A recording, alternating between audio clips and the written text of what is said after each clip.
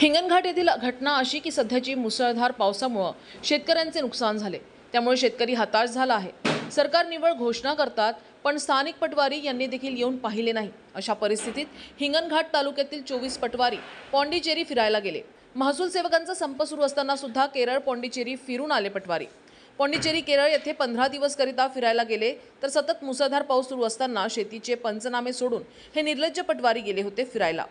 तहसीलदार योगेश शिंदे यांनी फोन करून सांगितले की पाऊस खूप येत आहे, तुम्ही लवकर या। परंतु तहसीलदारांचं म्हणणं एकानेही ऐकलं नाही। आमचं फिरून झाल्यावर येईल, तुम्हाला काय करायचे ते तुम्ही करू शकता असे उत्तर दिले आहे। अशा उर्मट बेजबाबदारपणे पटवारी यांना शेतीचा धुरा सुद्धा माहिती नाही, पण रेती चोरीचे रस्ते पूर्णपणे माहिती आहे, कारण रेती तस्कर मलाई देतात। शेतकरी काय देणार या लोकांना? केरळ फिरायला जाताना सोबत 12 दारूचे बंपर सोबत घेऊन गेले आणि रेल्वेमध्ये दारूचा आस्वाद घेतला, परंतु त्यांना शेतकऱ्यांचे पंचनामे महत्त्वाचे नव्हते। आता हे परत आल्यावर सगळे पटवारी पंचनामे करायला लागले, तेही अंदाजी बांधावर न जाता।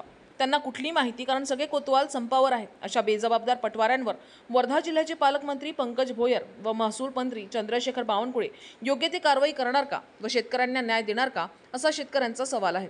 साहसिक न्यूज करिता तुषार खुनकर।